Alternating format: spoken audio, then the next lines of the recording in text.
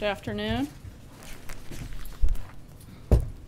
Hope everyone had a happy Thanksgiving and took the opportunity to enjoy some downtime with your friends and family.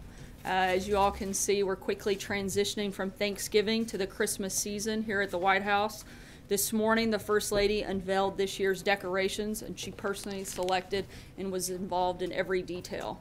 The theme, Time-Honored Traditions, was designed by Mrs. Trump to pay respect to 200 years of holiday traditions at the White House. During the month of December, the White House will host more than 100 open houses and numerous receptions, and more than 25,000 visitors will walk the halls taking part in public tours. Speaking of Christmas, the President is looking forward to the Senate bringing us another step closer to delivering a big, beautiful Christmas present to the American people in the form of massive tax relief.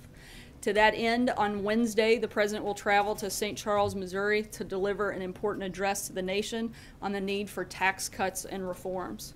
Unemployment is already at a 17-year low, wages are starting to raise, the stock market continues to hit all-time highs, and optimism is through the roof.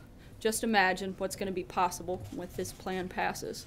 And I think it will be a great lead into the Christmas season and something we can all be excited about. And with that, I will take your questions. Jeff. Sarah, is Director Mulvaney firmly in charge of the Consumer Financial Protection Agency today, or is there still a back and forth between him and Leandra English on who's actually the boss?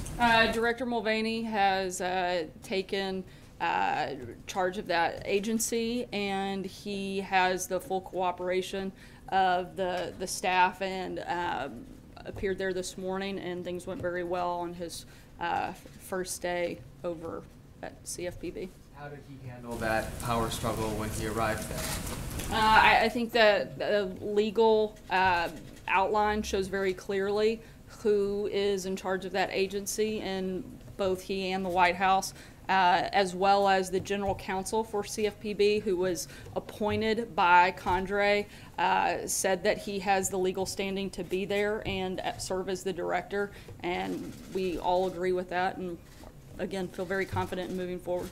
Cecilia? Why not just fire Leandra English? Look, she's still the deputy director and has a legal standing in that capacity, but not as the director. And do you believe, does this White House agree with Mick Mulvaney when he called this agency a joke? Look, we think that a lot of the past practices under the previous director and under the previous administration were used more to advance political ambitions and not about protecting American consumers, which is what that's supposed to be, and our goal is to make sure we get back to that. Matthew. Thanks, Sarah. Does the president still accept the authenticity of the Access Hollywood tape that he apologized for during the campaign? Look, the president addressed this. This was litigated and certainly answered during the election by the overwhelming support for the president and the fact that he's sitting here in the Oval Office today. He's made his position on that clear at that time, as have the American people in his support of him. So John Decker. He apologized for it, which would seem to acknowledge its authenticity, and that position hasn't changed? No, like I just said, the president hasn't changed his position. I think if anything that the president questions, it's the media's reporting on that accuracy. John? Thanks a lot, Sarah. Just two questions on the CFPB. The first one has to do with whether or not you would like the courts to clear up any confusion as to who is in control of the CFPB. Of course, the lawsuit has been filed. We'd like that case to be, a ruling on that case to be decided very quickly.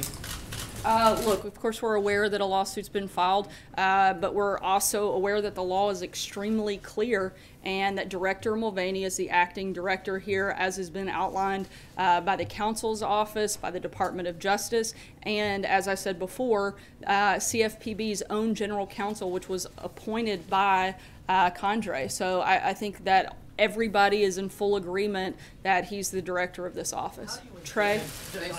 Sorry, John. Let me just jump around. How do you envision the agency operating under Director Mulvaney? Much better than it has in the past. In what way? What are the functions of the agency? Like I said, we're not going to put political ambitions as the #1 priority. We're going to make sure that the consumers are actually being protected, which is what the agency was created for. Trey? Thanks, Sarah. On the Senate race in Alabama, does President Trump plan to campaign for Roy Moore? The president is not planning any trip to Alabama at this time, and frankly, his schedule doesn't permit him doing anything between now and Election Day. Over the weekend, the president weighed in about this race on Twitter. Does the president does he have plans to continue his campaign against the Democrat in Alabama, Doug Jones? Look, I'm not going to get into a back and forth from the podium. As you know, I've declined that opportunity many times. But I can tell you that the president obviously wants people who support his agenda, and certainly wants people that are looking to make America better, to improve our education system, to grow our economy, to continue to fight against ISIS, continue growing the economy. Those are the president's priorities, and he wants people in place that are going to help and support those priorities. Jonathan. Sarah, at the event that the president just did with the Navajo code talkers, he referred to Pocahontas being in the Senate. Why did he feel the need to say something that is offensive to many people while honoring the Navajo code talkers, these genuine American I think heroes? what most people find offensive is Senator Warren lying about her heritage to advance her career.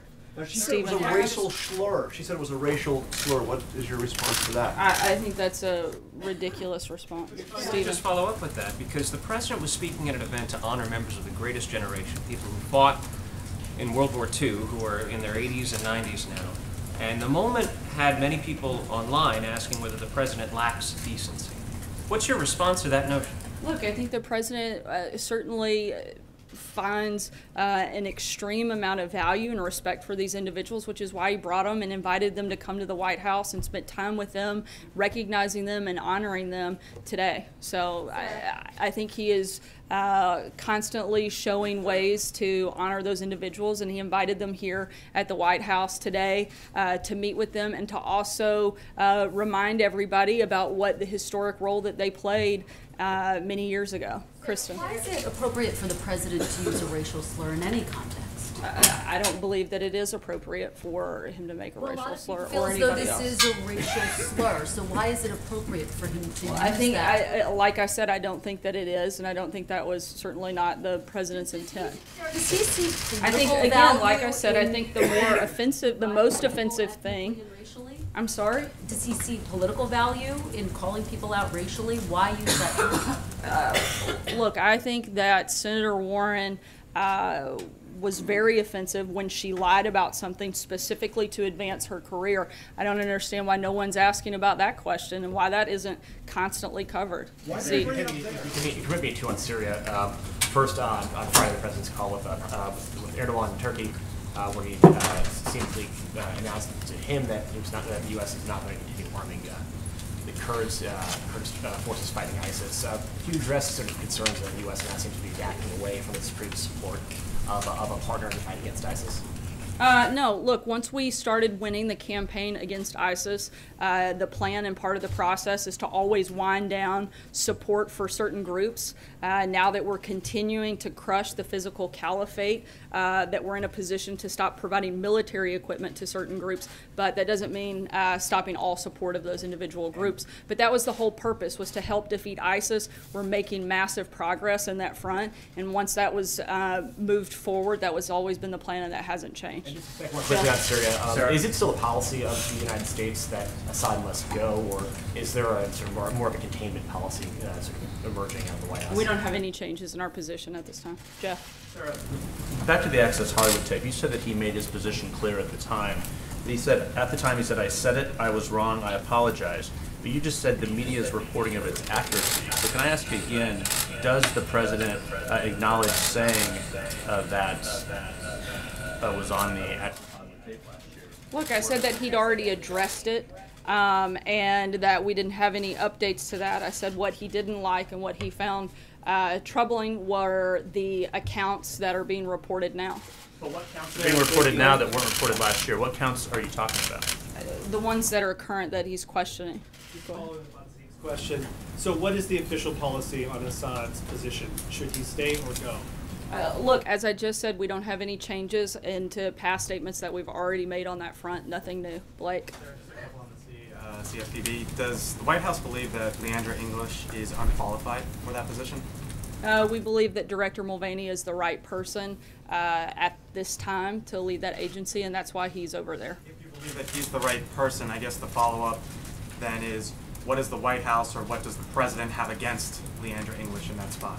Look, I'm not saying that we do have anything against her. I'm saying that we want Director Mulvaney to lead this agency, and that's a decision that the President is allowed to make and one that he's made and has legal authority to do so. John?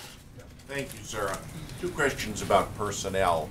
The President's appointment of Governor Brownback for the ambassador-at-large slot dealing with religious liberty has been stalled, and the Senate has yet to confirm him or have a vote on his confirmation.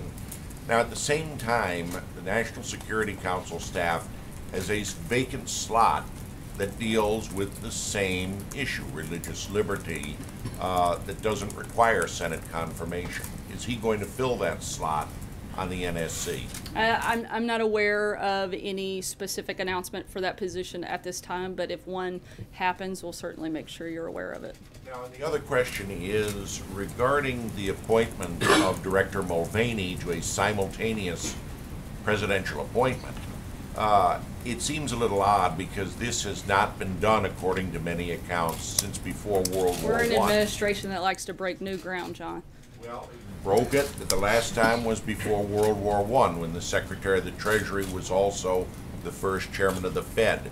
Whose idea was this, or did the President decide to give the dual positions to Director Mulvaney? Look, I think the President felt like he was the right person to lead this agency, and he made that decision. I don't think there's more to it than that. Fred? Oh, thank you, sir. One on the CFPB. As far as reforms to the agency, the House has passed the Choice Act. That's still no action on that in the Senate. Is this something, does the administration see this as an opportunity to try to push congressional reforms to the agency? Look, this is Director Mulvaney's first day. We're going to let him get settled in before we start announcing new policy, but when we do, we'll certainly keep you guys posted. Anita? Sorry, I'm going to try to jump around for save time. The other day that the issue of the Dreamers would not be in the spending bill. We're reaching the end of the year now, and I'm wondering what the President had said that he would take this back up if Congress couldn't act. Negotiations aren't really going anywhere. What does the President propose to do? Does he see that happening in Congress in the next few weeks? Wish for a standalone bill? Are you talking about specific to, I'm sorry, I missed the first part. Dreamers? Oh, What to do about Dreamers? Look, we hope that the Democrats aren't going to put our service members abroad at risk by trying to hold the government hostage over partisan politics and attaching that to that. We've laid out what our principles on immigration are. We want to see responsible immigration reform that would include DACA, but that would also include the priorities that we've already previously laid out. Don't come up with anything? Like I just said, we hope that the Democrats are willing to actually make responsible immigration reform. We've laid out what we want, and look, the President's got a meeting with various members tomorrow, and I would imagine that that will come up at that time. With the leaders? Kristen. Sarah, what would you say to consumers who are concerned about somebody who once called the agency that he's now ostensibly leading, Mick Mulvaney calling the agency a sick, sad joke? What would you say to consumers who are concerned about somebody like that now ostensibly leading this agency that was designed to protect them? I think that consumers should be glad that they finally have somebody in there that actually wants to fight for consumers and not fight for their own political ambitions, which we've seen in the previous leadership, and which will be a very different change under Director Mulvaney. David? Sarah, at this point, Senator Al Franken has allowed that there may be more women coming forward. He doesn't know that there are, but he said there might be more women coming forward. At what point does the President condemn him? How many women does it take? How many accusations does it take before the President says Al Franken should resign? And is he holding back because of some unresolved accusations against himself? No, I think it's, look, the President's not going to weigh in on every single matter like this. Look, every single day we've got people from the media, from Hollywood, from members of Congress that have allegations brought against them, and we think that this should go through a due process, and that's something that Senator Franken should first be the one to address, and not for the president to weigh in every single time one of these accusations comes up, but there should be a process that we go through, and we want to make sure that that's completed. You said with the Access Hollywood tape that the people have spoken, the president's president, so that's kind of been litigated. Do you think that I think the president also addressed it at the time. Fair enough. Do you think the fact that the president has been elected, that's all been litigated, means that the public believes the women who have accused him in the past of sexual misconduct are wrong?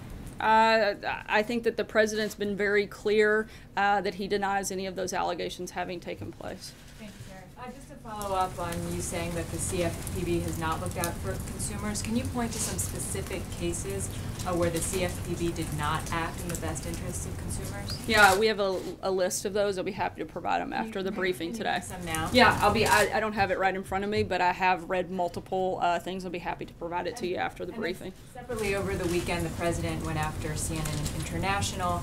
Today, he called out CNN in a tweet. In the conversations that the president has had with Rupert Murdoch, has he ever brought up CNN or talked about the AT&T Time Warner merger? Not that I'm aware of. Not that I know of. Sarah. I'll take one last question. Veronica. Sarah, thank you. The last time the president met with congressional leaders, he surprised a lot of people making the deal, if you will, with, he came out and said Chuck and Nancy. It seemed to take Republicans by surprise.